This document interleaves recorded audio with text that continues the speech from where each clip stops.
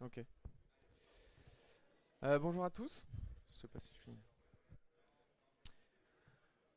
Je vais donc vous parler aujourd'hui d'Ansible, donc d'un retour d'expérience de notre utilisation d'Ansible chez Clever Cloud. Voilà, donc je m'appelle Manuel Buzarritin, je travaille chez Clever Cloud, je suis YAML Engineer. Alors pourquoi YAML Engineer? C'est parce que on a un métier où on a plein de noms, on est Platform Engineer, on est SRE, on est DevOps, c'est un métier, c'est pas un métier, c'est un mouvement, tout ça. Je mets YAML Engineer parce que je fais beaucoup de YAML, comme ça simplifie les choses et c'est plus simple. Je fais partie de l'équipe infrastructure chez Clever Cloud, donc on s'occupe en fait de toutes les briques d'infrastructure qui composent le cloud. Donc ça va des hyperviseurs, la partie réseau, on gère aussi notre système d'exploitation qui s'appelle Exerbo, où on va gérer les images, etc. Donc on est une équipe assez transverse avec des profils un peu différents, donc c'est très intéressant de travailler dans cette équipe. Donc Clever Cloud, est-ce que il y a des gens dans la salle qui ne connaissent pas Clever Cloud? Quelques-uns, ils sont rares, c'est bien. Est-ce qu'il y a des gens qui utilisent Clever Cloud? C'est bien, il y en a aussi. Donc Clever Cloud, c'est un fournisseur info-nuagique en français, ou un provider cloud en anglais, qui est plutôt dans la catégorie des PaaS, donc plateforme as a service. En gros, dans l'idée, les développeurs vont écrire le code, ils le poussent chez nous, et nous ensuite on s'occupe de récupérer le code, de build ça, de mettre ça dans une machine virtuelle qui est optimisée aux petits oignons, et de la mettre à disponibilité ensuite au monde entier. On s'occupe également de tout ce qui va être la partie scalabilité, donc quand il y a des augmentations de consommation des ressources, on va pouvoir scaler les machines virtuelles, donc pour s'assurer qu'on ait toujours un service qui soit au plus proche de l'utilisation euh, de ce service-là. On a aussi des add-ons donc pour la partie stateful, donc notamment c'est globalement beaucoup de bases de données, du Postgres, de Mongo, mais on a aussi de l'Elastic et d'autres services. Et si vous êtes intéressé pour en discuter, on a un stand qui est derrière le point restauration. Voilà, donc vous passez nous voir. On donne des t-shirts comme celui-ci, qui sont très jolis. Donc si vous voulez un t-shirt, vous passez nous voir. Et si vous voulez discuter de tout ça, vous pouvez passer nous voir aussi. Euh, on va donc parler d'Ansible. Ansible, est-ce qu'il y a des gens dans la salle qui n'ont jamais entendu parler d'Ansible? Ok. Est-ce qu'il y a... est-ce qu'il y a des gens dans la salle qui l'utilisent, Ansible? Ok. Il y en a pas mal, très bien. Est-ce qu'il y en a qui l'utilisent en prod? C'est mieux. Ok, donc Ansible, c'est un outil de gestion de configuration qui a été release en 2012 à la base par Michael Dehan et qui a fondé son entreprise autour qui s'appelle Ansible Incorporation, qui a ensuite été racheté par Red Hat en 2015. Donc Ansible, c'est un outil d'infrastructure as code qui a deux particularités. La première, c'est qu'il est orienté push-based.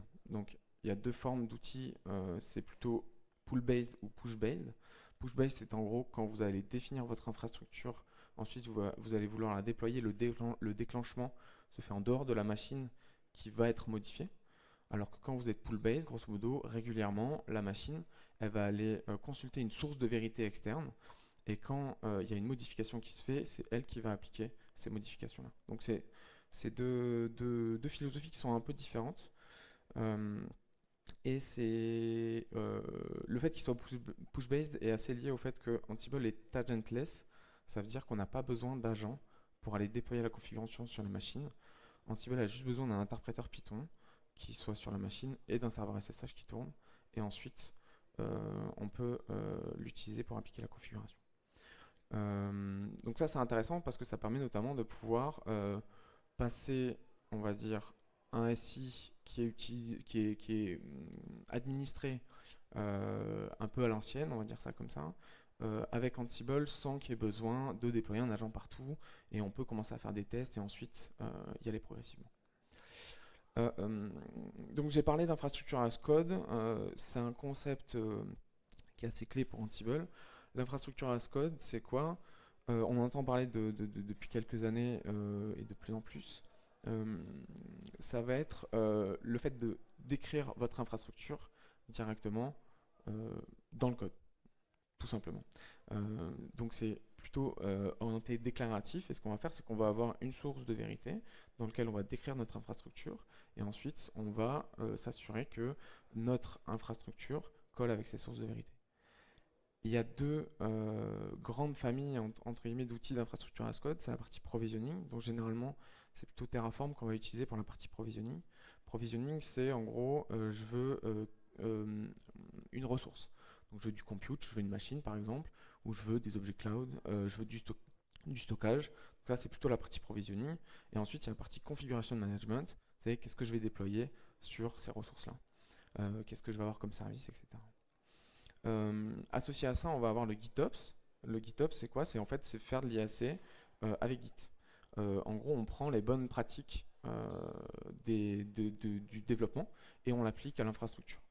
Donc typiquement, on va avoir une infrastructure as code qui est versionnée dans Git, et ça nous permet notamment de pouvoir partager, de pouvoir avoir des contributeurs externes de l'équipe infra par exemple, qui puissent nous soumettre des modifications de l'infrastructure qui sont ensuite validées ou pas par l'infra. Donc ça améliore le travail collaboratif autour de cet outil-là. Ça permet également d'avoir des modifications atomiques de certaines parties de l'infrastructure à l'aide des commits. Voilà, ça permet d'appliquer en fait les bonnes pratiques à l'infrastructure. Et enfin, dans des systèmes qui sont assez matures dans l'infrastructure as code, on a des déploiements automatisés, c'est-à-dire que quand on fait une modification, à partir du moment où c'est dans votre branche main, ça part en prod. Donc Ansible, il y a trois notions de base qui sont importantes, on va le revoir tout à l'heure. Tout d'abord, c'est l'inventaire. L'inventaire, c'est quoi? C'est votre liste de machines. Voilà. Ces machines-là ont des métadonnées qu'on appelle des variables qui sont associées et qui, en fonction de ce qu'elles portent, il y aura une action qui peut être différente ensuite avec les rôles. Les rôles, c'est quoi? C'est un set d'actions cohérents. Ça signifie quoi? Ça veut dire que on va avoir dans un rôle, par exemple, un rôle, ça veut dire je veux installer un serveur Apache sur mon serveur. Je vais avoir dans mon rôle le fait d'aller synchroniser par exemple mon package manager, d'aller installer mon package Apache, de le configurer de telle manière, etc. Donc ça, c'est un set cohérent d'actions. Et en gros, enfin, on a les playbooks donc, qui vont faire le lien entre mon inventaire et mon rôle. Donc en gros, je vais dire, dans mon inventaire, je vais avoir un groupe de serveurs qui sont dans le groupe Apache, par exemple, pour prendre un exemple. J'ai un rôle Apache et je vais dire, tu me fais le lien entre ces deux et tu m'appliques ça sur ces serveurs-là. On peut aller beaucoup plus loin dans les playbooks, ou par exemple, on peut avoir un playbook qui va me déployer tout un écosystème applicatif, typiquement front-end, back-end, base de données, et on va dire, toute la partie, par exemple, Postgres, tu vas me l'appliquer sur les machines qui sont taguées base de données. Donc c'est un outil qui est assez puissant et assez modulaire. C'est sa force et également un petit peu sa faiblesse. Donc on va passer à la partie démo. Donc ce qu'on va essayer de faire là, c'est de monter un réseau WireGuard entre deux machines. Et on va voir en fait, au fur et à mesure des différentes versions que je vais vous présenter, comment on va réussir à améliorer, à faire évoluer le run Ansible avec des bonnes pratiques qui nous permettent d'avoir à la fin, grosso modo, un repo Ansible qui soit maintenable et qui soit durable dans le temps, compréhensible.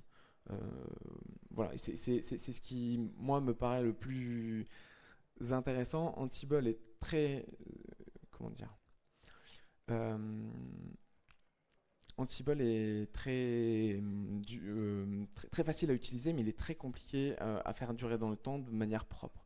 Ça devient assez vite le bordel pour parler clairement. Dans le cadre de la démo, j'utilise Vagrant. Je le précise juste parce que vous allez voir certains fichiers qui appartiennent à Vagrant. N'y faites pas attention, c'est juste parce que ça me permet d'avoir un environnement de dev reproductible et d'avoir des machines virtuelles sur mon poste ici pour la démo. WireGuard, très rapidement, c'est un VPN qui est simple, moderne, rapide. Donc ça, c'est grosso modo ce qu'il y a sur le site de WireGuard. C'est un outil qui est hyper intéressant. Il a été créé en 2015, donc c'est assez récent, par quelqu'un qui s'appelle Jason Donenfield, qui est un développeur sécu. Et en gros, lui, son idée, c'était de dire OpenVPN, IPsec sont assez lourds à manager, sont assez importants. on veut remplacer en gros ces protocoles historiques par quelque chose de beaucoup plus simple. On veut un VPN qui soit simple à implémenter. Et donc il a été intégré dans le noyau Linux assez rapidement après sa création. Euh, et Linus Torvald en disait que c'était une pièce d'art, une œuvre d'art. Donc le principe du VPN, il est globalement simple. Vous avez un réseau, il y a deux machines qui veulent parler à travers ce réseau. Potentiellement, elles veulent pouvoir parler sur un protocole qui est ce qu'on appelle un plain text protocol, donc qui n'est pas un protocole sécurisé. Qu'est-ce qu'on va faire? On monte un tunnel entre les deux, ça sécurise le flux de données entre les deux, et ensuite on va pouvoir appliquer ça. WireGuard est hyper intéressant. Le problème, c'est quand on fait ça à la main, quand il y a deux machines qui veulent discuter ensemble, ça va encore, on peut le faire à la main, on crée nos clés, etc., on échange. Quand on commence à augmenter la quantité de machines, ça devient très compliqué à gérer. Donc c'est un cas d'usage intéressant avec Ansible parce qu'on va pouvoir utiliser la force d'Ansible avec les templates pour pouvoir créer directement tout ça. Voilà, donc ça, c'est un moment un peu tendu. Donc là, je vous présente un petit peu mon environnement, j'espère que tout le monde voit. Donc je fais quelque chose de très simple. J'ai un peer 1, un peer 2, je veux les faire parler entre eux. Donc j'ai déjà écrit en gros mon rôle dans lequel je vais avoir des tâches. Voilà, ça c'est des tâches Ansible. Ça va faire quoi? Ça va installer des WireGuard Tools, voilà, pour utiliser WireGuard. Ça va créer un dossier dans lequel je vais pouvoir mettre la configuration, déployer la configuration et mettre à jour ensuite, enfin démarrer le tunnel WireGuard. Donc ça, on va regarder. Qu'est-ce que ça fait? Et donc ça va être ma version. Donc là, il va installer le package, ça va prendre un peu de temps. Et ensuite, il va dérouler le reste. Juste pour préciser deux, trois choses. Oui, alors j'ai pas internet, ça c'était bête. Donc il va pas pouvoir installer le package. On va se connecter rapidement. Désolé. Évidemment.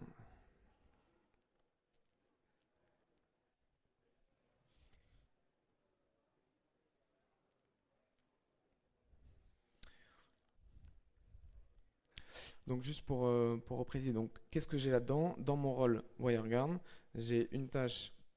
Donc une liste de tâches, pardon. J'ai un template dans lequel en fait je vais utiliser du Jinja pour pouvoir installer mes différentes, pour pouvoir faire la configuration de mes différents peers. Ok. Et ensuite je vais avoir un fichier host dans lequel j'ai un groupe WireGuard. Ce groupe WireGuard, il y a deux peers et ici, j'ai un WireGuard.yaml qui est un playbook qui dit bah, je vais appliquer mon rôle WireGuard sur les hosts WireGuard. Alors, hop, évidemment.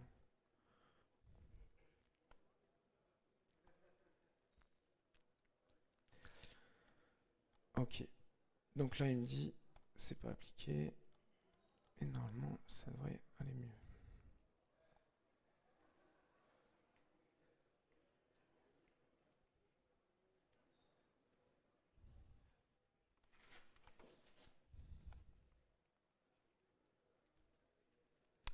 Je savais que c'était une mauvaise idée.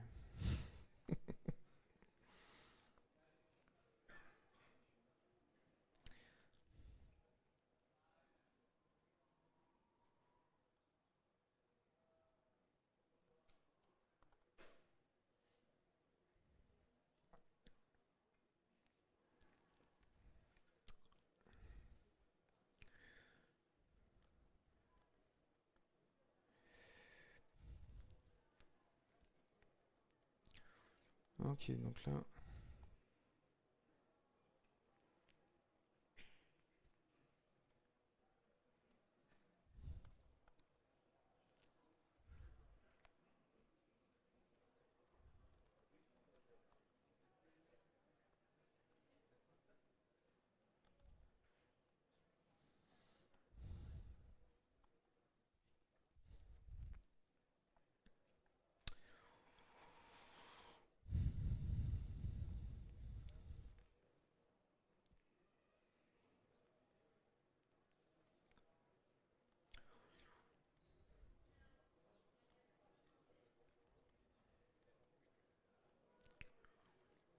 Bon, évidemment, ça se passe pas comme prévu. Donc, on va faire différemment.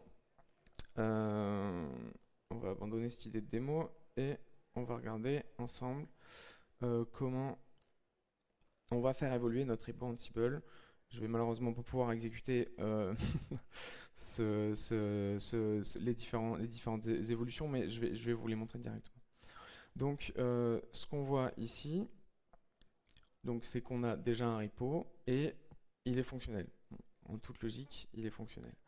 Maintenant, le problème, c'est que ici, donc quand j'ai un VG Quick Up, je vais juste faire un truc.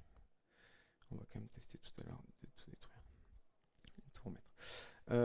Quand j'ai un VG Quick Up ici, on l'aurait vu tout à l'heure si ça avait fonctionné, je le fais passer une fois, très bien. Si je fais passer une deuxième fois, je me rends compte quoi que je ne peux pas le faire passer une deuxième fois parce que mon VG Quick me répond c'est pas possible, il est déjà up donc il tombe en erreur.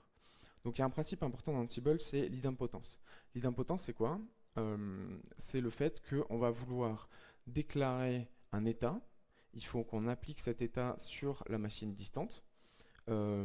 Et on change de mindset, on n'est plus sur de l'impératif. Je veux que tu démarres cette machine, mais on est sur du déclaratif. Je veux que cette machine soit démarrée. Si elle est déjà démarrée, on est dans le même état, il ne se passe rien. Et si elle n'est pas démarrée, tu me la démarres et on change d'état. On se met dans un état qui est l'état désiré.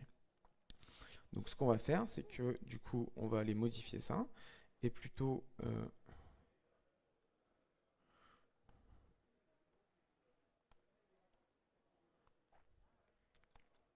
Et du coup, plutôt que d'utiliser VG Quick, on va utiliser systemd qui, lui, est idempotent, c'est-à-dire qu'on a un module qui nous permet de dire je veux que le service soit démarré, point barre.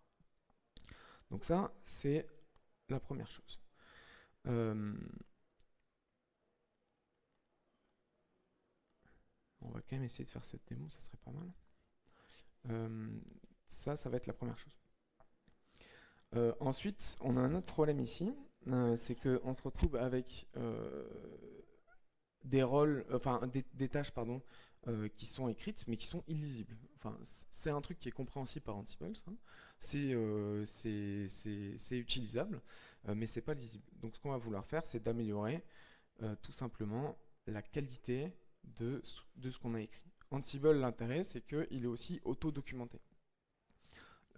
C'est-à-dire qu'on va pouvoir déclarer ce qu'on fait, on va pouvoir expliquer ce qu'on fait directement avec le nom des tâches.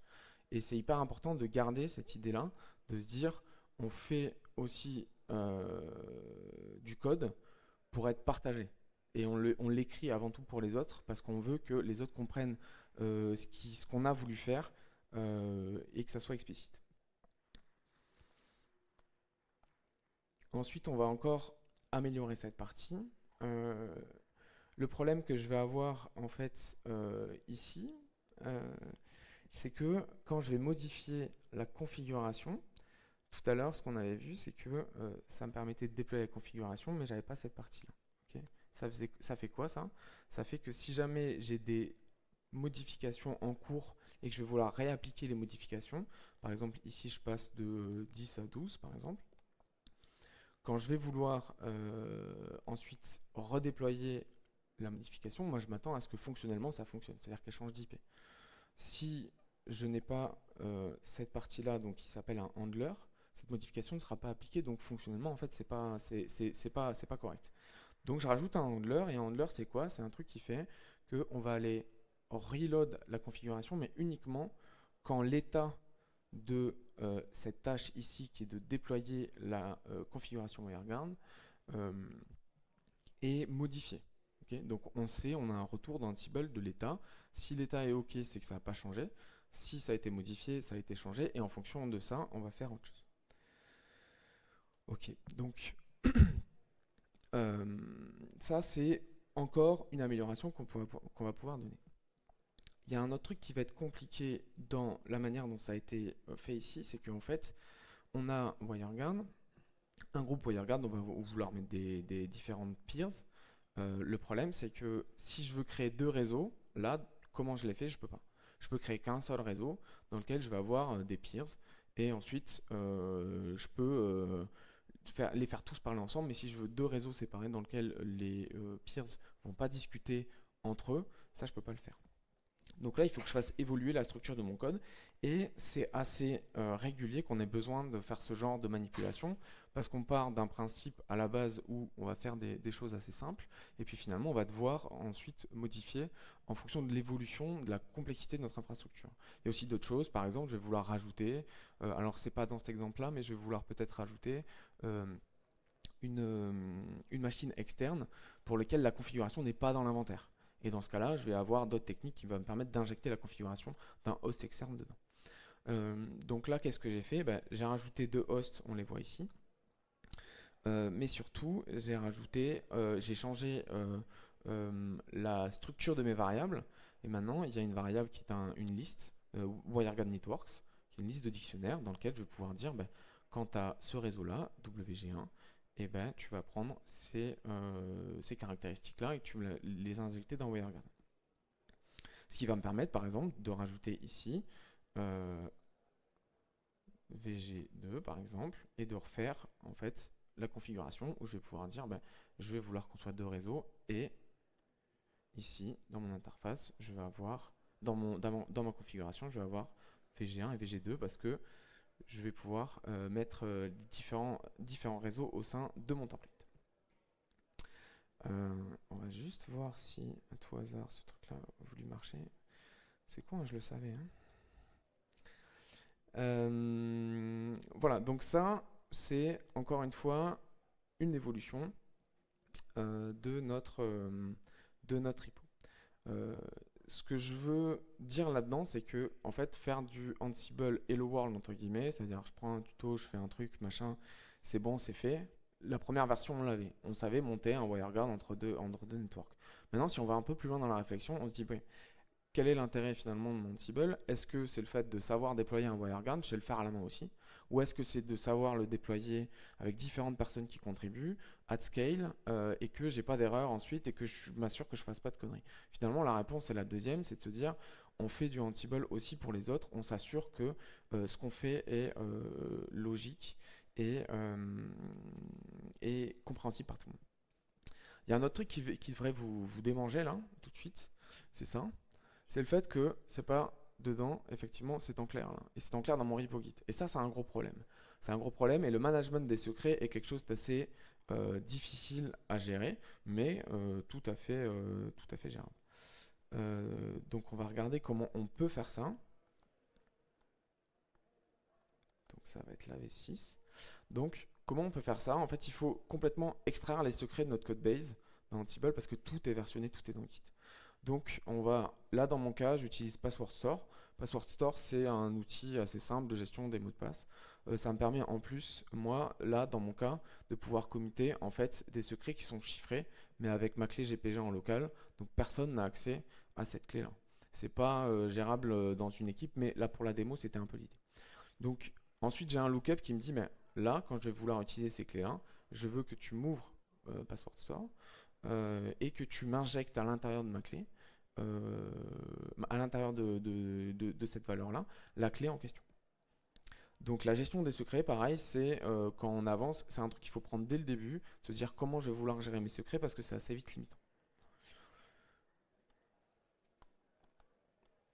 Ensuite, il y a un autre truc qui est important, c'est de se dire on a su déployer, notre Ansible, notre réseau WireGuard, mais derrière, l'important est de pouvoir vérifier ce qu'on a fait. Est-ce que c'est OK? C'est-à-dire que j'ai pas envie de repasser l'Ansible pour voir si ça fonctionne. Je veux pouvoir avoir des opérations non invasives sur ma prod qui me permettent de dire je vérifie ce que je fais. Et donc ça, pour ça, on a un endpoint dans le rôle qui est mon endpoint verify.yaml. Dedans, qu'est-ce qu'on fait? C'est très simple. Grosso modo, on récupère les facts des services systemd. Donc les facts, en gros, c'est Ansible qui va demander à récupérer l'état dans lequel se situent les services en distance. Je récupère ces facts et en gros, je vérifie c'est quoi le statut. Si le statut s'est démarré, très bien, parfait. Et ensuite, tu me récupères le statut en question et tu me l'affiches dans mon prompt. Donc ça me permet moi de vérifier directement à l'instant T tout ce qui va l'état de l'ensemble de mes réseaux sans jamais en fait modifier ma prod. Et donc c'est un endpoint qui, qui est relativement intéressant à utiliser. On passe à des choses qui sont un peu plus méconnues, à mon sens, qui est la partie méta. Ansible, on peut partager des rôles et des collections à travers Ansible Galaxy. Ça, c'est intéressant, mais ça amène d'autres choses. Ça amène aussi la partie argument spec, qui est un outil qui est vraiment hyper intéressant. Argument spec, c'est quoi? C'est de pouvoir dire, ben, j'ai différents entry points dans mes rôles, donc on l'a vu tout à l'heure, j'ai main et verify. Main, ça déploie mon réseau WireGuard. Mon verify permet de m'assurer que tout fonctionne. Ce que je vais pouvoir faire avec argument spec, c'est te dire, ben, je vais rajouter encore des informations. Je sais que pour utiliser par exemple mon entry point main, je vais avoir besoin que mon inventaire comporte les WireGuard Networks. Et WireGuard Networks, c'est quoi? C'est une liste de dictionnaires dans lequel j'ai détaillé l'ensemble des clés qui sont attendues, celles qui sont obligatoires et celles qui ne le sont pas. C'est assez long à écrire. Là, on est sur un cas très simple où finalement, c'est pas la mer à boire, mais c'est relativement long à écrire dans des projets un peu plus complexes. Mais c'est vital parce que ça permet en fait d'implémenter ce qu'on appelle le fail fast. C'est quand je lance mon playbook Ansible, je veux que si jamais il manque des variables ou si jamais je suis pas dans un état qui me semble cohérent, je fail de suite. Et je ne suis pas en train de fail au milieu de mon playbook de 150 tâches sur lequel à la fin j'ai des problèmes en plus parce que mes handlers sont pas passés, qu'il y a des problématiques, etc. J'implémente le fail fast et ça me permet d'éviter d'avoir des problèmes au moment de... En fait, c'est un check à la compilation, si on veut faire un parallèle. Ça évite que ça pète au milieu de mon programme. Meta, ça permet également, donc le dossier Meta permet également d'avoir euh, la possibilité de rajouter des informations, des métadonnées globalement et de pouvoir partager plus facilement au-delà d'en dehors de l'équipe potentiellement de l'open source. Voilà, et ensuite on a aussi la possibilité, c'est pas là dans notre cas, mais on a la possibilité d'exprimer les dépendances, ce qui est hyper intéressant parce qu'on peut aussi commencer à construire, quand on commence à construire des repo un peu complexes, on va avoir potentiellement des dépendances avec, entre certains rôles. Et le fait de les exprimer est hyper important pour encore une fois éviter que ça pète au milieu. Encore un outil qui est hyper intéressant et qui nous permet notamment de faire des tests, c'est l'outil Molécule. Molécule, c'est quoi? Ça va permettre de créer un inventaire fictif, ok, sur lequel je vais vouloir euh, appliquer mon rôle. Molécule, ça permet donc de tester sur son environnement de dev les évolutions que je vais faire mettre à mon rôle. Alors, avec un peu de chance, cette partie-là devrait fonctionner. Si je suis dans Role WireGuard, on va voir si ça fonctionne. Donc, qu'est-ce qui se passe là-dedans? Donc, on voit toujours, il y en a peut-être que certains que ça gratte. On voit qu'il y a une clé privée qui est en clair dedans. Dans l'absolu, dans notre cas, c'est pas grave, c'est général à voler, c'est relatif à molécule, c'est un environnement fictif. Et ici, là, ça ne correspond pas à ma prod. Molécule, c'est j'ai des scénarios différents, je vais vouloir les tester. Ça correspond à des machines qui sont fictives. Donc, si j'ai des secrets à l'intérieur, pour le coup, là, c'est pas grave. Ce n'est pas mes secrets de prod. Euh, L'avantage de ça, c'est qu'on va pouvoir tester des scénarios différents. Le premier, par exemple, ici, c'est que je veux monter un réseau WireGuard entre deux machines. C'est exactement ce que je vous ai dit tout à l'heure. Donc, ça va tester si on peut monter un réseau WireGuard entre machines. Mais est-ce que, par exemple, j'ai testé le fait que je peux monter deux réseaux différents et parmi les 4 machines que je vais avoir dans mon inventaire, il y en a deux qui discutent entre elles en plus. Donc, je vais avoir trois réseaux, ok, 1 et 2, 2 et 4, 3 et 4, 2 et 3. Et est-ce que ça fonctionne en fait? Est-ce que j'arrive à créer des réseaux comme ça? Euh, donc là, dans notre cas, effectivement, c'est pas forcément le cas le plus évocateur, mais quand on commence à avoir par exemple un test de montée de version, Molécule est hyper intéressant pour ça.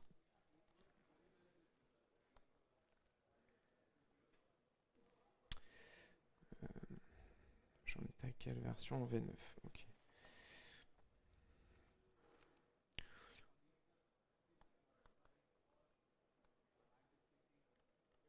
Ok.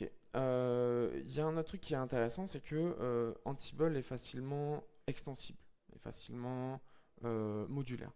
on peut créer des modules assez facilement. Il y a pas mal d'exemples et pour le coup, la doc est assez bien faite là-dessus. Et notamment, dans notre cas, ici, je vais avoir une clé privée. Si je reviens juste en arrière, là, j'ai ma clé privée et ma clé publique. La clé publique est systématiquement une dérivation de ma clé privée. Pourquoi j'ai besoin de la renseigner dans mon inventaire?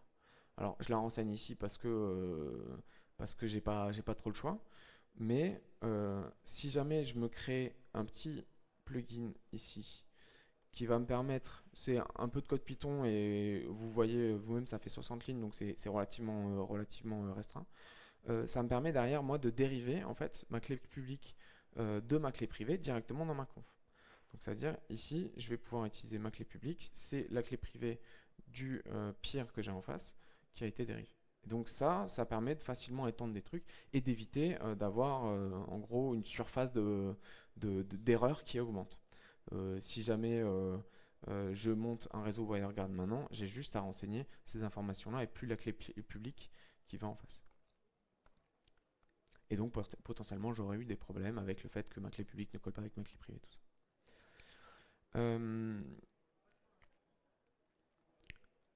Dernière chose qui nous permettent d'avoir des bonnes pratiques. Donc on voit quand même qu'entre le début et maintenant, on a de plus en plus de fichiers.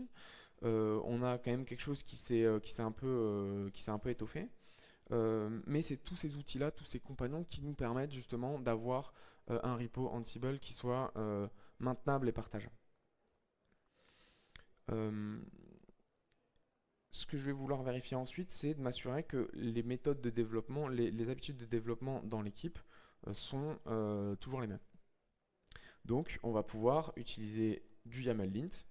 Le YAML, c'est pas toujours le langage le plus apprécié, le langage descriptif le plus apprécié, mais l'avantage, c'est qu'on peut éviter d'avoir trop de frustration en bloquant complètement les possibilités comment dire, d'utiliser le YAML de manière un peu chelou.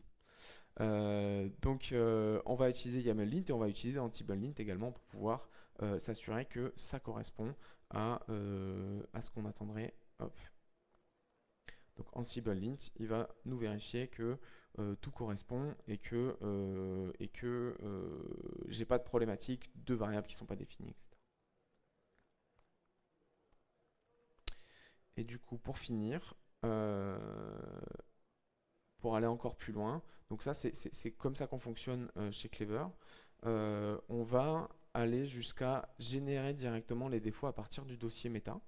Okay, donc ça nous permet de dire les métadonnées qu'on définit dans le dossier méta.yml, dans le dossier méta dans lequel je vais avoir notamment mon argument de spec main.yml, etc. En fait, c'est notre source entre guillemets d'information. On fait presque du TDD Ansible, c'est-à-dire je définis ce que j'attends dans mes variables et à partir de ça, je vais générer mes défauts et j'ai aussi la possibilité de générer un readme. Ok, donc ça, on fait ça avec des scripts relativement simples, mais ça permet d'avoir une documentation hyper accessible, de dire bah, dès que je vais sur un rôle et que je connais pas le rôle, je regarde le readme, dedans j'ai les variables qui sont utilisées, qu'est-ce que fait le rôle, qui l'a écrit, et ça permet du coup de limiter en fait les frustrations qu'on va utiliser en Ansible et qu'il y a parfois des choses qui marchent pas aussi bien qu'on le voudrait. Est-ce que j'ai un molécule qui a tourné du coup? Ça m'apprendra à vouloir faire des démos. Ok, bon, ça fonctionne pas non plus. Je regarderai plus tard pourquoi. Donc pour revenir donc à ce que je disais, en gros, on voit la différence qu'on a entre le Hello World que je vous disais et le Enterprise Ansible, ce qu'on appelle le Enterprise Ansible. La différence, c'est quoi? C'est que dans l'Enterprise Ansible, on va être obligé de mettre en place des standards. Parce que, en fait, quand vous loquez et que vous mettez de manière arbitraire les choses, ça évite de se poser 15 fois la question de savoir comment on doit écrire les choses. Finalement, le fait de comment on doit l'écrire est presque annexe. Ce qui nous intéresse, nous, c'est la partie fonctionnelle. Donc, mettre en place des standards, pour nous, ça a été quelque chose d'hyper intéressant et s'assurer que la lisibilité des repos soit importante. Je mets un name à chaque fois, je décris je vais y arriver, mes tâches, etc. Donc, voilà. On pense aux métadatas parce que les métadonnées, c'est ma documentation. En fait. C'est ce qui me permet de générer ma documentation, etc. On pense aussi au fail fast. Le fail fast, c'est ce qui me permet, quand j'arrive sur des playbooks très complexes, d'éviter que ça pète au milieu. Je veux que ça pète au début si jamais c'est pas bien renseigné. Donc pour ça, on utilise argument de spec principalement. Mais on peut aussi utiliser en complément des pre-checks dans les rôles qui vérifient tout simplement, par exemple, si j'ai un rôle qui va vouloir setup un disque de données, je m'assure que j'ai un disque qui est connecté à la machine. Euh, et enfin, du coup, on a aussi l'idempotence, ça on l'a vu, qui était hyper intéressante, enfin hyper importante parce que c'est un principe dans Ansible, mais il faut l'implémenter dans Ansible. Mais ça nous permet quoi? Ça nous permet de vérifier s'il y a des modifications sur un drift entre ce qu'on a décrit dans le code et ce qu'on a en distant. Euh, on peut faire des tests de différents scénarios, notamment avec molécules. La sécurité, alors je le mets en point 6, il n'y a pas de, comment dire, euh, il n'y a pas d'importance là dans ce que j'ai mis. La sécurité, c'est le truc qu'il faut penser dès le départ parce que by design, il faut effectivement qu'il n'y ait pas de secret à l'intérieur de notre Ansible. Euh, et ensuite, pour finir, pour aller plus loin dans l'intégration, donc je parle de Dynamic Inventory, j'en ai pas parlé avant, mais c'est un sujet, en gros, on peut utiliser un inventaire depuis une source extérieure. C'est hyper important quand on commence à avoir des inventaires un peu complexes, et notamment d'utiliser une CMDB, notre CMDB, pour pouvoir ensuite provisionner sur Ansible, et des modules custom qui sont relativement faciles à écrire et qui nous permettent parfois de faciliter beaucoup la vie. Donc on utilise tout un set d'outils, je les ai mis là, mais je ne vais pas forcément tous les détailler. Il y a Diranv qui est très intéressant à utiliser, notamment ce qui permet d'isoler notre environnement. Et il permet aussi, en complément avec Pipamb, d'avoir un lock de toutes les versions de tous les outils qu'on utilise, notamment Ansible, Ansible Lint, etc. Ce qui fait que quand on a des admins qui vont utiliser Ansible sur leur poste, ou même sur un serveur distant, ils ont la possibilité d'avoir exactement la même version que tout le monde en prod, ce qui fait qu'on va aussi éliminer là-dessus des potentiels cookies. Petit retour d'expérience en vrac, ça c'est vraiment des trucs, voilà, si vous avez déjà fait du Ansible, potentiellement ça pourrait vous parler. Utilisez le moins possible de setfacts. Les setfacts, c'est quoi? C'est de pouvoir définir une variable à l'intérieur d'un rôle, mais de manière au milieu du run en fait. Ça amène des cas où nous on a eu des problématiques parce que il y a une part de consistance entre l'inventaire et l'utilisation au moment du run. Donc en gros, on s'est dit que de notre côté, on n'utiliserait plus les setfacts si jamais c'était possible. On préfixe toutes ces variables avec le nom du rôle. Ça, c'est hyper important parce que les variables dans Ansible sont globales.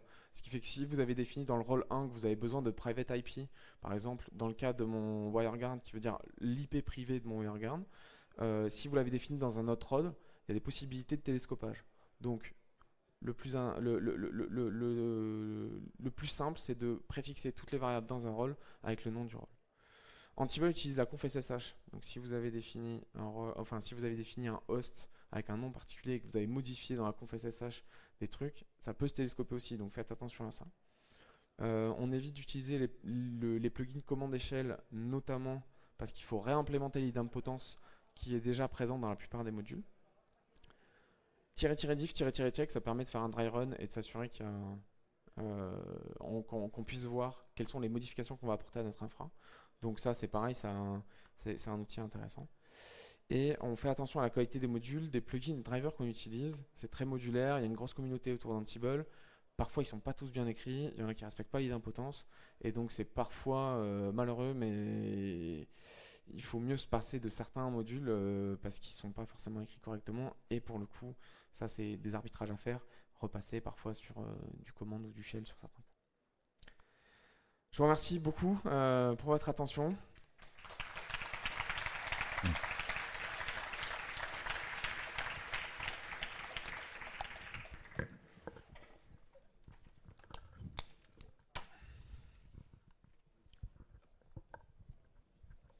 Bonjour.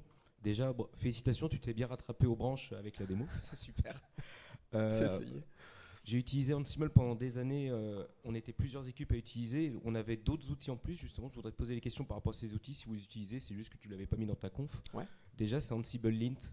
Ouais, tout à fait. Effectivement, alors si je reviens là-dessus, on utilise Ansible Lint directement en pré-commit. Okay. Donc Precommit, qui est une sorte de mini CI local, ça permet d'éviter de lancer des pipelines dans GitLab, vous savez, où ça prend des heures, où il y a tous les checks, et puis à la fin ça fail, et en fait c'était juste une erreur de typo. Donc oui, on l'utilise effectivement. Donc, ça me rassure, on faisait exactement pareil. Et puis vis-à-vis de la gestion des secrets, nous on utilisait Ansible Vault, Vanilla en fait. Mm. Qu'est-ce qui a justifié que vous passiez par autre chose? Alors en fait, on a déjà un outil qui nous permet de gérer les secrets à distance, donc dans lequel on met l'ensemble de nos secrets. Donc en fait, il fallait faire un bridge entre déjà cet outil-là et notre environnement. Donc on n'utilise pas Ansible. En fait, dans l'idée, euh, plus on avance en maturité dans Ansible et moins on utilise les fichiers plats. Moins on utilise le YAML, on essaie de tout externaliser et de s'assurer que tout est cohérent dans la CMDB, grosso modo. On a les informations dans la CMDB. D'accord. Et dernière question vis-à-vis de Ansible Galaxy, qui n'est pas un dépotoir, mais qui est quand même des fois la maison des horreurs. Est-ce que vous avez une étape, si vous en utilisez, de sanitarisation des rôles, ou alors vous passez un rôle from scratch, vous le réécrivez à chaque fois avec vos standards? Alors, on réécrit tous les rôles. Ok. C'est un choix, notamment parce que on a un OS qui est particulier, qui fait que on peut pas utiliser le package, par exemple, typiquement le module package manager des rôles qui sont sur Ansible Galaxy. Donc on n'utilise pas Ansible Galaxy public. Ansible Galaxy, il y a deux choses pour préciser. Il y a le format, en gros Ansible Galaxy avec les méta, etc., qui permettent de partager du code, mais on peut le faire aussi en interne, notamment en mettant ça sur des registries, des repos Git. Et il y a l'Ansible Galaxy public qui est une registrie publique. Voilà. Merci pour la question. Merci pour cette présentation. Une question, vu que vous aimez beaucoup de faire du Rust, est-ce que vous avez jeté un coup d'œil au projet Jet? Alors, effectivement, j'en ai pas parlé tout à l'heure, mais donc Michael Dehaene, qui est le développeur, qui était le développeur à l'initiative d'Ansible, a fait un truc que beaucoup de gens pensaient, mais qu'ils n'ont jamais poussé jusque-là. Effectivement, il a lancé le projet Jet. On regarde ça de très près. On regarde ça de très près. Et on aimerait effectivement être assez proactif sur la question. Mais oui, ça a l'air d'être un sacré truc. Le problème de Jet là tout de suite, ça va être la maturité forcément parce que c'est vraiment tout frais. Je vous invite à regarder si ça vous intéresse, c'est jetporsche, je crois, .com, quelque chose comme ça. Enfin, vous regardez Jet Porsche sur votre outil de recherche préféré et vous allez trouver. Mais on regarde ça de très près. D'autres questions?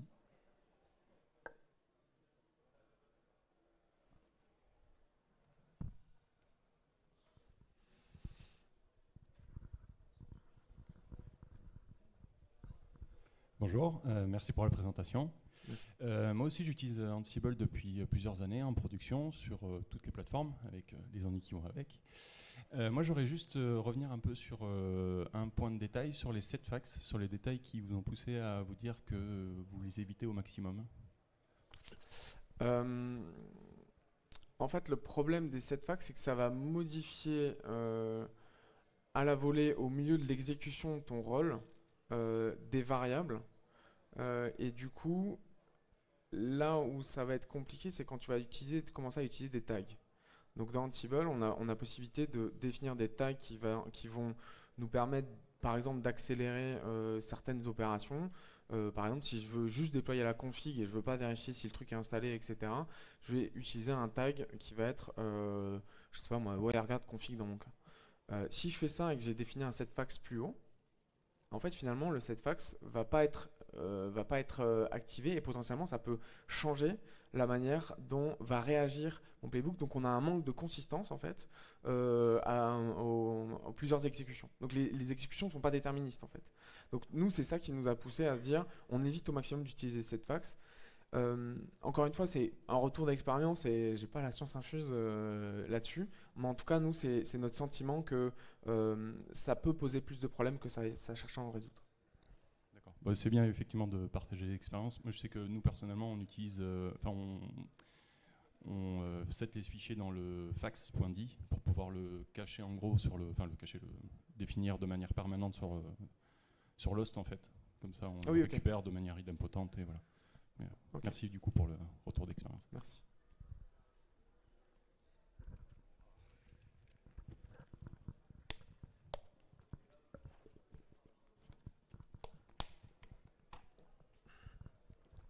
une question, je ne sais pas si tu auras forcément la réponse. Comment on gère les drifts? Parce que s'il y a de l'astreinte, s'il y a des actions qui se font sur la machine, comme il n'y a pas d'agent avec Ansible, comment vous pouvez résoudre ce problème-là qu'on a avec le vieillissement des infras? Euh, c'est une des questions les plus compliquées. En fait, dans l'idée, il faut beaucoup de... Comment je peux dire ça? Il faut beaucoup d'engagement de toutes les équipes. Et c'est une chance qu'on a chez nous, c'est qu'effectivement, les équipes sont convaincues de ce qu'on fait. On a même des contributeurs de gens qui ne sont pas du tout dans l'équipe infra, qui voient l'intérêt de l'outil. Mais effectivement, il faut beaucoup de rigueur. Voilà. Il faut beaucoup de rigueur. Ça ne s'invente pas et il faut effectivement des équipes qui sont engagées là-dessus pour se dire, quand je fais une modification, soit je le log à un moment, soit je la fais directement avec Ansible, ça arrive même sur un incident. C'est pas forcément le souci, mais voilà, je mets l'action quelque part. Quand on va redéployer des choses qui sont un peu critiques, ça nous arrive assez rapidement de faire un -diff, -check. Comme ça, en fait, les drifts, tu les vois. C'est pas satisfaisant aujourd'hui, on n'est pas forcément à l'aise là-dessus. Et on cherche encore un niveau de maturité supérieur. Mais voilà. Donc c'est un problème qui est pas tout à fait, enfin qui est pas bien soluble. Merci Manuel. Je vous invite à peut-être pour les questions à voir à l'extérieur. Ouais, bien sûr. Et, Avec grand je pense qu'il plaisir. sera disponible, il n'y a pas de souci. Merci beaucoup. Merci.